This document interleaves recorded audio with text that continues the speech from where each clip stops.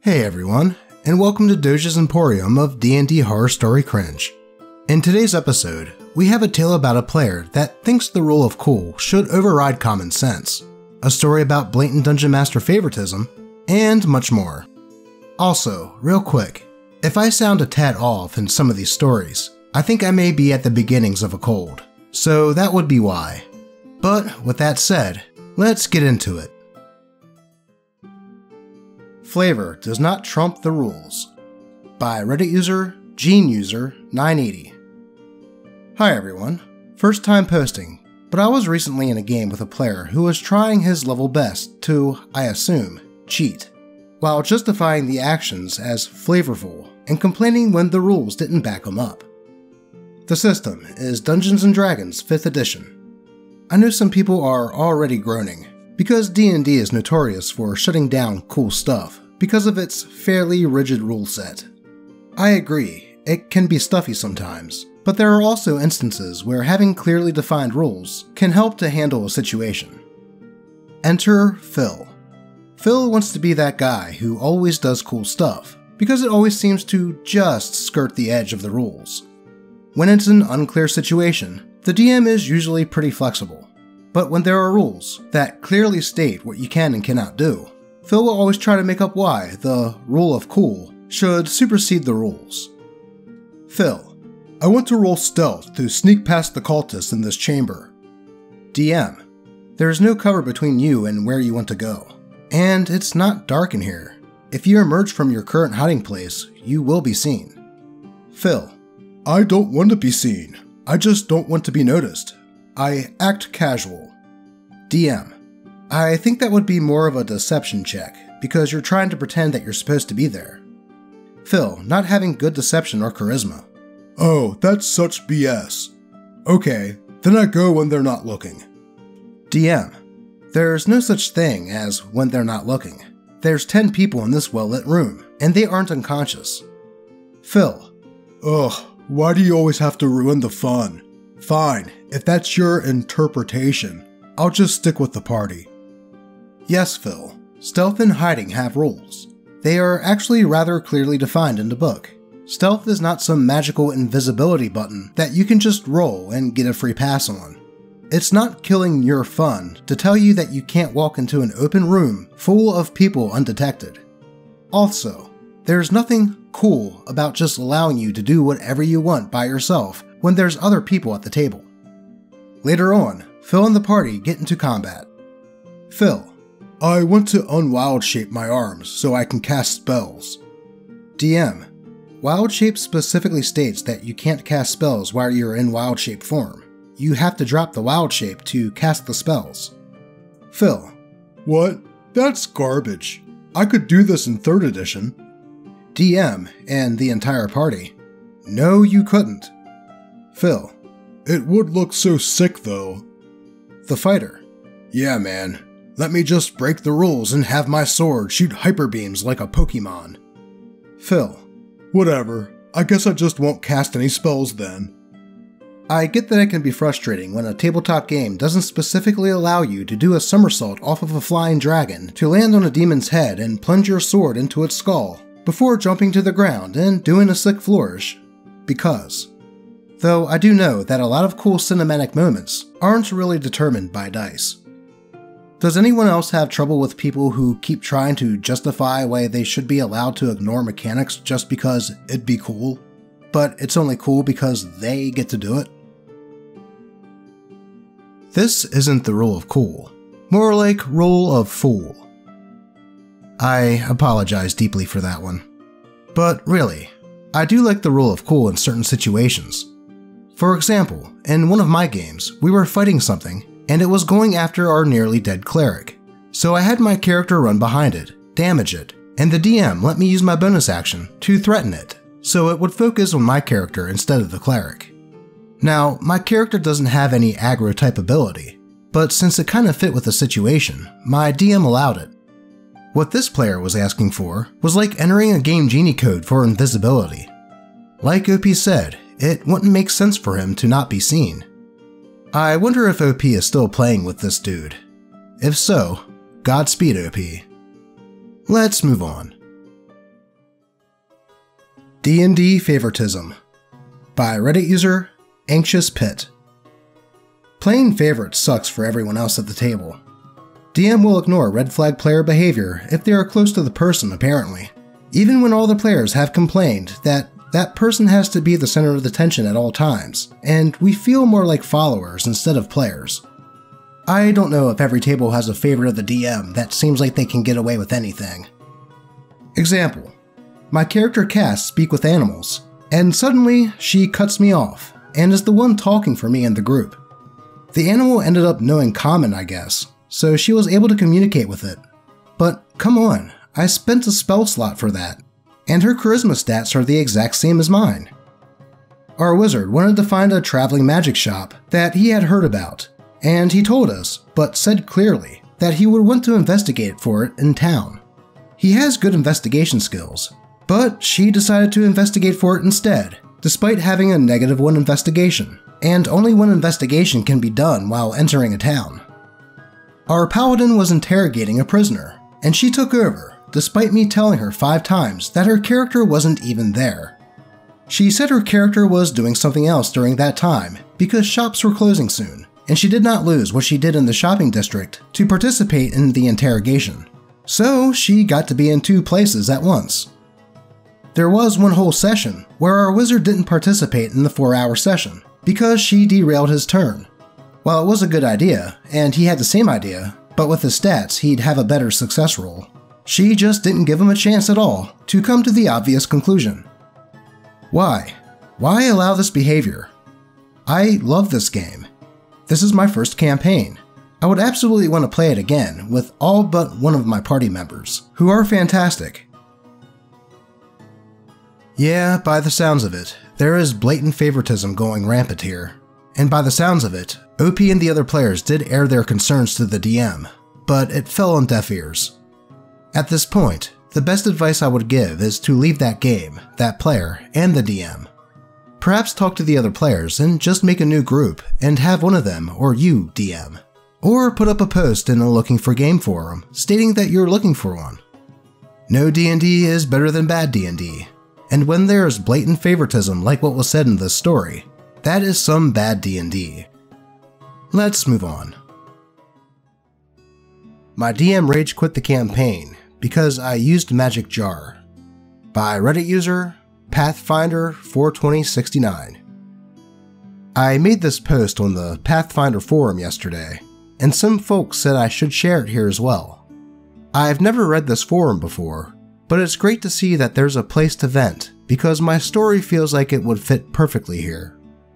I was in a game where I thought the DM was knowledgeable and experienced. He seemed pretty confident and overall ran a pretty tight game. We were in book 3 or 4 of one of the official campaigns and managed to sneak up on some sort of secret meeting of bad guys doing bad guy things. We were on a cliff overlooking it or something. I don't really remember the details. Anyway, we had just reached level 9 and I was playing a wizard, which means level 5 spells. I hadn't gotten the chance to use any yet, but I have played games to 16 or 19 and have plenty of experience with high-level magic play. Anyone who knows Magic Jar really well would know that this meeting would be a prime opportunity to cause some chaos and really put the spell to use. To give context, since this forum seems to be highly centered around 5e, Magic Jar is very powerful, but level 5 spells are where Pathfinder magic really starts to take off and become encounter breaking.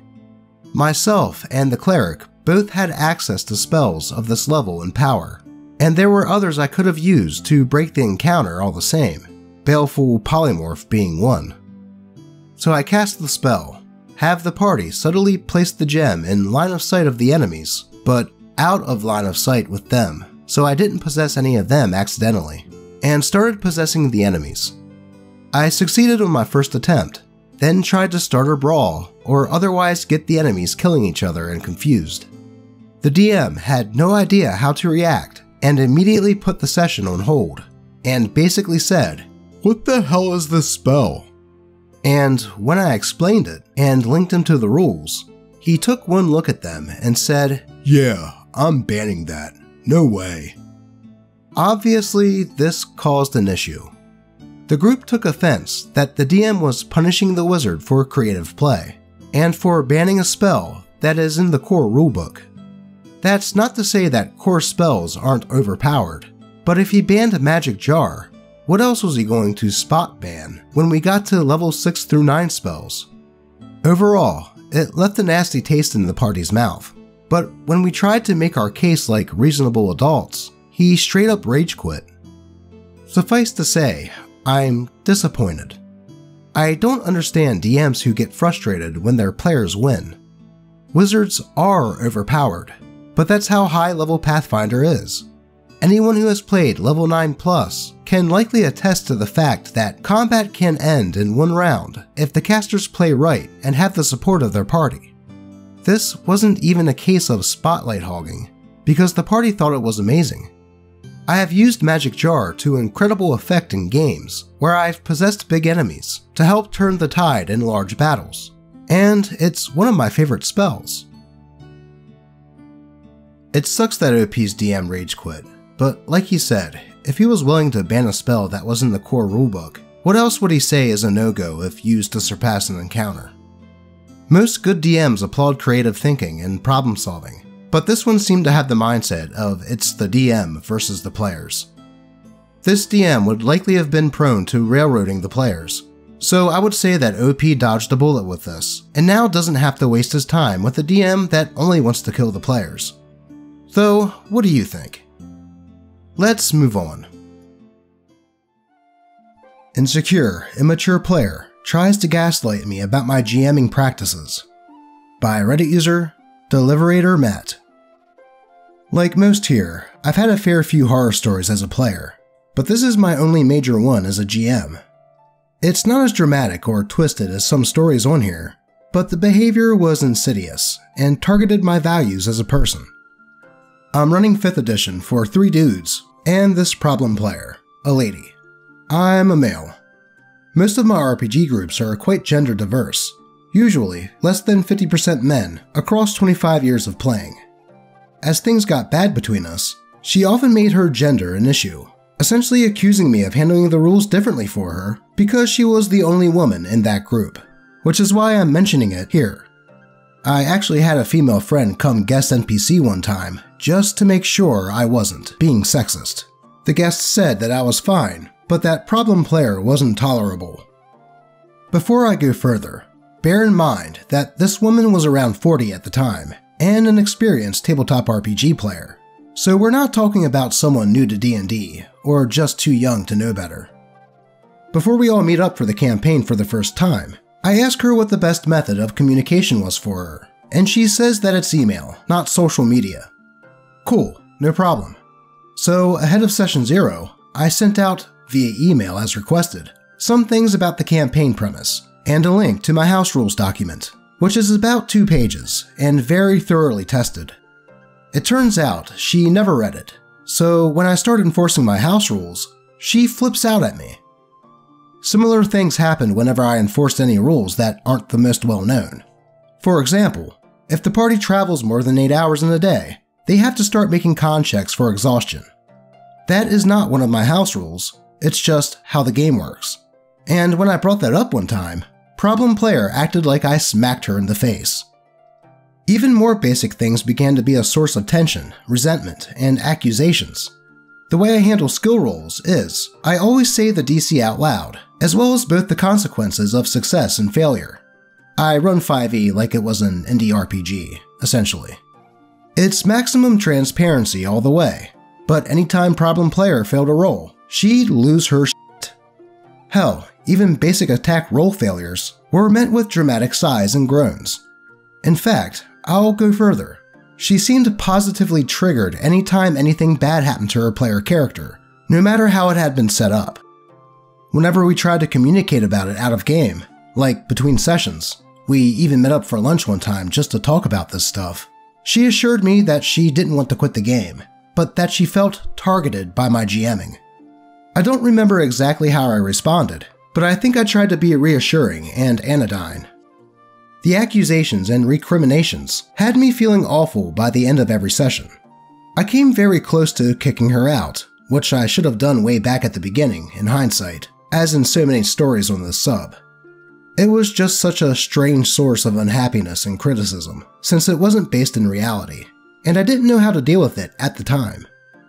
She eventually left the campaign when I went away for about a month, and when I came back, I was able to finish the campaign with the other 3 players.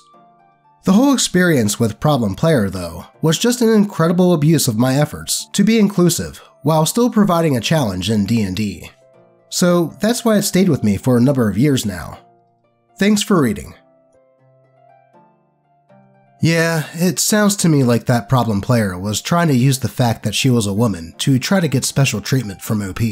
And when OP treated her as he would any other player, she saw equality as oppression. OP did absolutely nothing wrong, and for a grown woman to act in such a childish way is super embarrassing. Thankfully, it sounds like the trash took itself out in this case when OP was gone for a month, and he was able to finish the campaign with the remaining players. But before we get into the last story of the day, if you're enjoying the video, I would love if you could roll a crit on that like button and subscribe if you haven't done so already. And so would Lucky.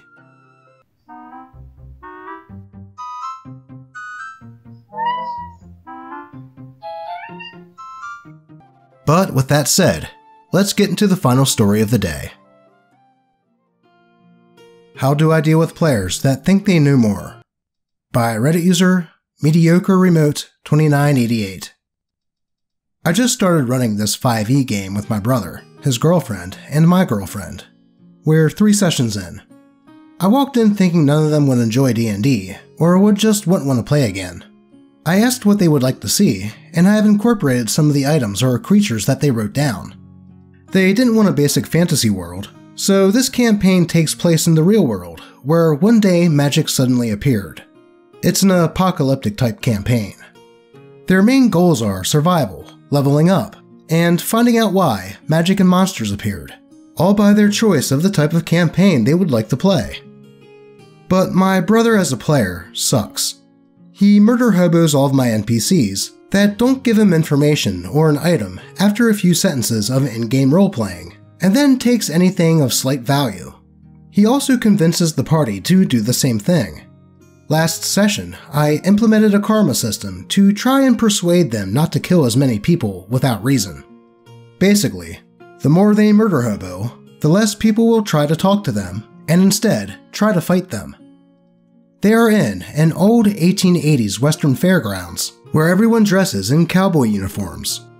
They seem unchanged by the apocalypse, and it was supposed to sketch them out. They came to the town because someone told them that this town has a bunch of food and equipment. Had they run the encounters properly, they would have found out that everyone is a golem, and they would meet an artificer who is the quote-unquote mayor. I was planning on making him a quest giver for basic survival items, rations, a weapon now and then, etc. The first time they encountered an NPC, this dude at the front desk of Town Hall, they rolled low on persuasion, and he didn't give the information that they wanted. So, what did my brother instantly start talking about? He started saying how they should kill the dude at the front desk. They don't change how they talk in character or out of character, and they never preface it like, "I'm saying this out of character. Should we kill this guy or what? He is annoying." So I just rolled it like they started saying this at the front desk, and the guy called security. We ended the session right outside of the artificer's office, and I don't know what to do next session. Side notes. He also tells me that I'm not allowed to do certain things when I tell them a fragment of information that I want them to piece together as time goes on. He doesn't understand the mechanics of the game yet, and so, when they intimidated someone and then started fighting them, after I hit his armor class with the NPC, my brother said no. He has to roll with disadvantage because he's scared of us. I told him that's not how combat works. Or, if something happens because they don't know magic, items, or monsters outside of the game, he calls it BS and says that they should be able to redo the encounter. Most of the problems in the campaign happen because he kills everything he comes across and doesn't think before he acts. If anyone could help, that would be amazing. Well, there is a simple solution to this. Tell your brother in the group that this isn't the type of game that you want to run, and if things don't change, you won't run it for them anymore. Everyone is supposed to have fun while playing tabletop RPGs, the Game Master included. If you aren't having fun, just stop. Like I said before, no RPG is better than bad RPG. Hopefully, OP can get everyone on the same page and continue that game with no issues. But that is all we have time for today. As always, I appreciate all of you, and I think I'm going to go have some tea. Until next time.